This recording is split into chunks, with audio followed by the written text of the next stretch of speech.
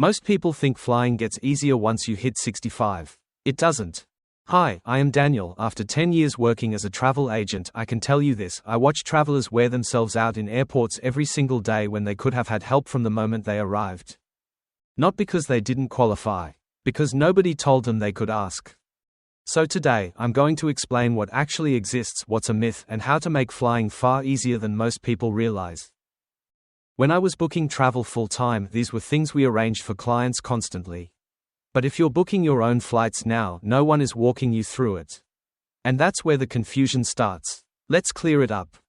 One of the biggest misconceptions I saw was people refusing help because they thought they had to be completely immobile to qualify. That's not how it works. If walking long distances or navigating the airport is difficult, you can request assistance. This includes wheelchair service, electric carts, and personnel to escort you from check-in to security, to the gate, between connections, and all the way to baggage claim. We arrange this every day for clients who said, "I can walk, just not that far." What matters? US accessibility regulations require airlines to provide this assistance when it's requested. You don't need proof. You don't need a doctor's note. Request it when you book your ticket, or ask at the airport when you check in.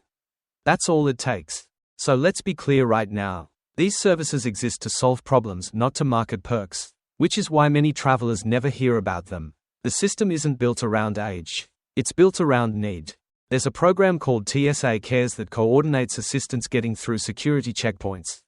TSA recommends contacting them about 72 hours before travel, but they'll still try to help if you call closer to your flight. They'll ask about your needs, your flight details, and arrange for a TSA officer to guide you through the process. It's designed for travelers who may need extra time, help understanding procedures, or accommodations for mobility challenges.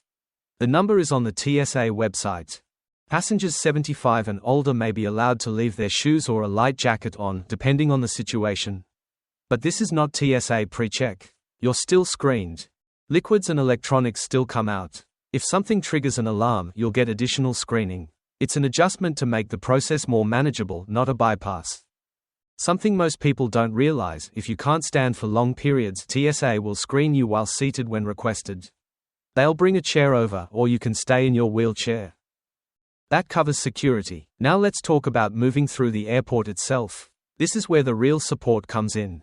Airports today are enormous. Some connections involve trains, long corridors, elevators, and tight timelines. Assistants can meet you at the aircraft and guide you to your next gate.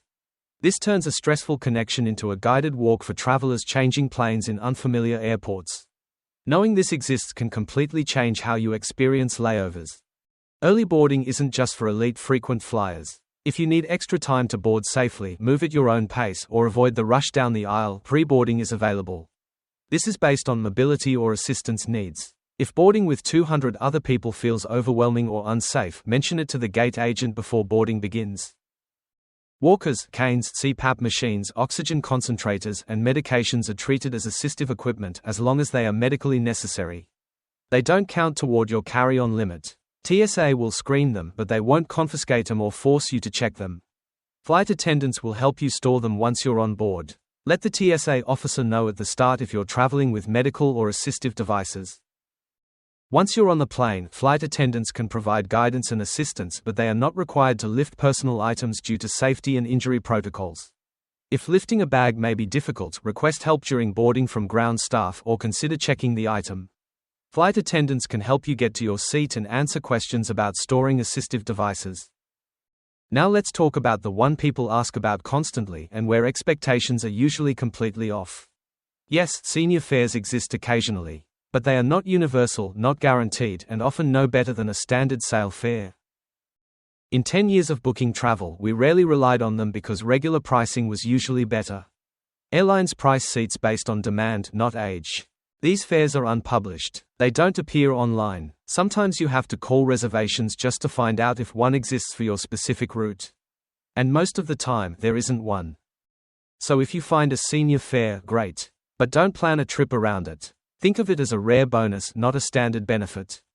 Here's the truth that ties all of this together. There is no hidden world of senior perks waiting to unlock at a certain birthday.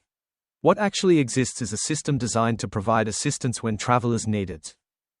Knowing what's available and asking for it ahead of time is what separates a stressful trip from a smooth one. Not secret discounts, not VIP treatment. Just a framework that provides help when you know to request it. If you found this helpful, hit subscribe. I'm making more content like this, real industry knowledge, no fluff. And drop a comment below. Did any of these surprise you? Or is there something else about senior travel you want me to cover? I read every comment. Safe travels.